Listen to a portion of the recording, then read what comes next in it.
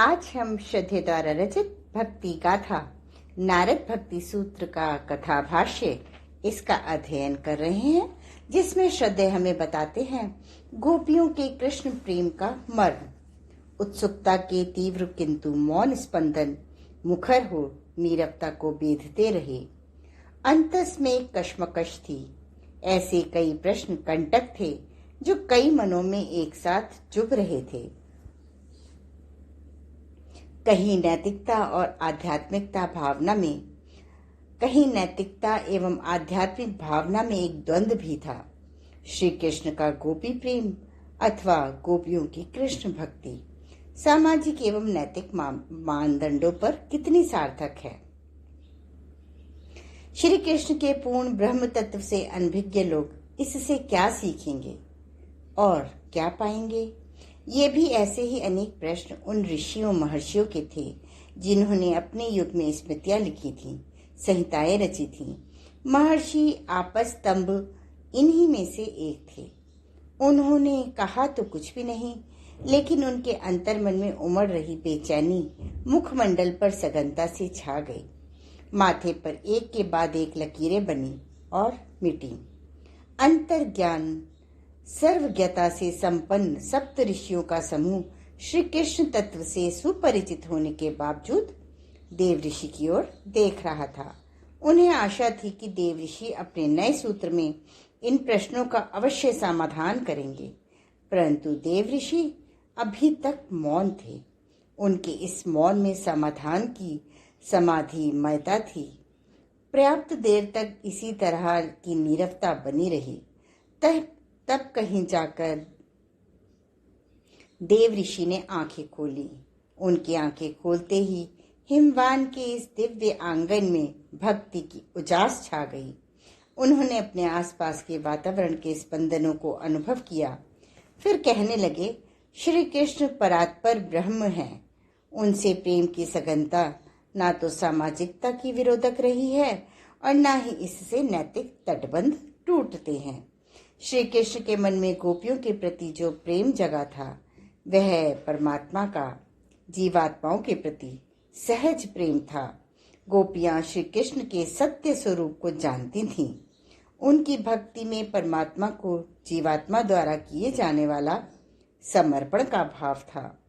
इस भक्ति प्रकरण का एक सच यह भी है कि सामाजिकता और नैतिकता की सीमाएं केवल स्थूल शरीर तक ही सीमित हैं, जबकि गोपियों एवं श्री कृष्ण की भक्ति प्रेम कथा कारण शरीर के व्यापक विस्तार में घटित हुई थी। इस तथ्य में साधना का यह सच भी सम्मिलित है कि यदि कोई अपनी वासनाओं को भी भगवान को अर्पित कर देता है, तो वे भी रूपांतरित होकर भक्तिपूर्ण भावनाओं का स्वरूप पा जाती हैं। आज गोपियां उसी साधना सच के रूप में साकार थीं। वासना, तृष्णा, अहमता का भगवत चेतना में समर्पण विसर्जन एवं विलय मोक्ष के द्वार खोलता है, जबकि गोपिकाएं तो जन्म जन्मांतर से श्री कृष्ण की भक्त थीं। उन्हें संपूर्णतया मालूम था कि गोप नंद के नंदन श्री कृष्ण परमात्मा का साकार विग्रह हैं। अपने इस वाक्य को पूरा करते हुए देव ऋषि हंस पड़े। फिर उन्होंने मधुर ध्वनि में अपने नए सूत्र का उच्चारण किया, तद्विहीनम जाराणभ्यव। उसके बिना श्री कृष्ण के परमात्म स्वरूप को जाने बिना किया जाने वाला प्रेम व्यभिचारियों के प्रेम के समान होता।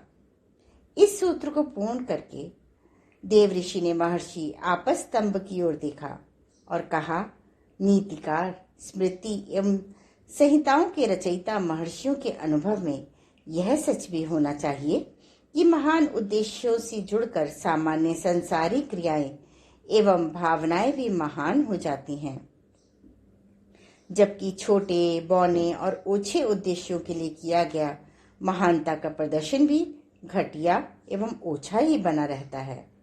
महर्षि आपस्तंभ कुछ बोले तो नहीं, परंतु उनके मुख पर संकोच का सच और लज्जा की लालिमा थी। परंतु इसकी अनदेखी करके देव ऋषि कह रहे थे, जब प्रभु ने व्रज धरा पर अवतार लीला रची थी, उस समय महर्षि विद्रुम को भी यही भ्रम हुआ था। उन्होंने अखिल ब्रह्मांड नायक सर्वलोकाधिपति सर्वेश्वर को संसार के मापदंडों पर कसना चाहा, परंतु ऐसा कहते देवऋषि एक पल के लिए ठहरे। तभी ब्रह्म ऋषि वशिष्ठ बोल पड़े, हे देवऋषि, यह भक्ति कथा विस्तार से कहें।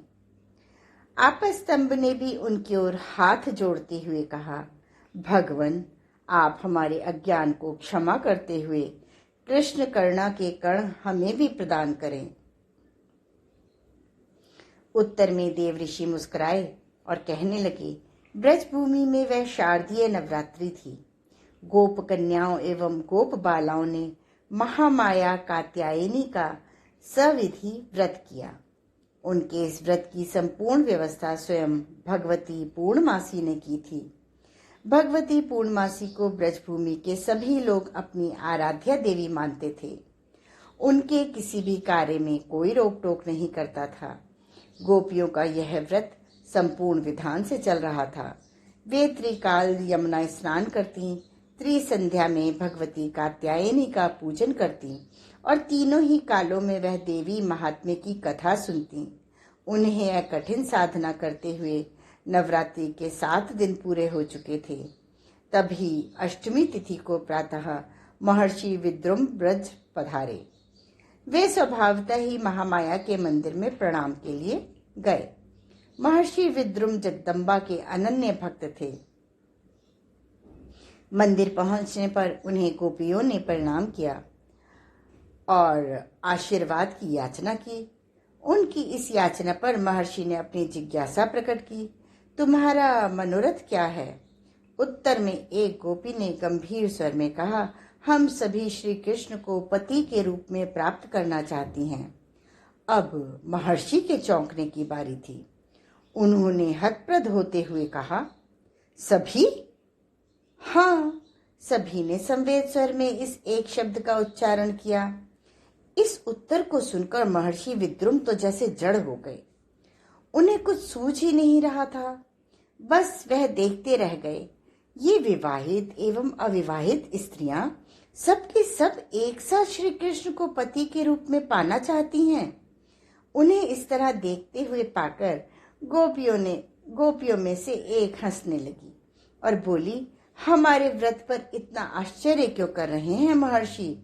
श्री कृष्ण तो सभी जीवात्माओं के स्वाभाविक स्वामी हैं। उन परमेश्वर को छोड़कर भला जीव के जीवन में संपूर्ण स्वामी कौन हो सकता है? परंतु उस गोपी के कथन का अर्थ महर्षि समझ न सके। उन्हें बस यही लगा कि इस ब्रजभूमि में यह भारी अनाचार फैल रहा है, इसे कोई रोकता क्यों नहीं? यह नंद गोप का बेटा परमात्मा कब से हो गया? उनके मन में प्रश्न तो अनेक उभरे, परंतु उन्होंने कहा कुछ नहीं। बस जगन माता के मंदिर के परिसर में बैठकर मार्गदर्शन की याचना करने लगे। वह विह्वल होकर पुकार रहे थे, अपनी संतान को प्रबोध दो मां। ना जाने कितनी देर तक उनकी यह प्रार्थना चलती रही। उन्हें होश तो तब आया जब गोपियों के साथ आई भगवती पूर्णमासी ने उन्हें स्पर्श करते हुए चेताया। अद्भुत था वह स्पर्श। इस स्पर्श से उनके सामने का संसार बदल गया। उन्होंने भगवती पूर्णमासी की ओर देखा और बस देखते रह गए। अरे, वह तो स्वयं योग माया थी। फिर उन्होंने गोपियों से घिरी श्री राधा जी को देखा। स्वयं मूल प्रकृति वृषभानु दुलारी का रूप धरे थी। अब उनकी दृष्टि महामाया कात्यायनी के श्री विग्रह की ओर गई। उन्होंने देखा कि जगदम्बा स्वयं साकार होकर गोप बालाओं की पूजा स्वीकार कर रही थीं।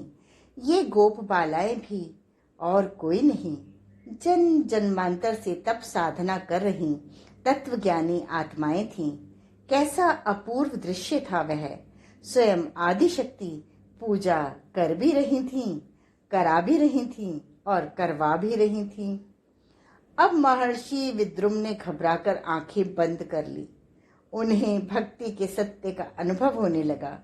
कुछ ऐसी ही अनुभूति महर्षि आपस्तंभ को भी हो रही थी। आज की स्वाध्याय का क्रम यहीं समाप्त होता है। अगले क्रम में श्रद्धेय हमें बताएंगे भक्ति वही जिसमें सारी चाहते मिट जाएं। धन्यवाद।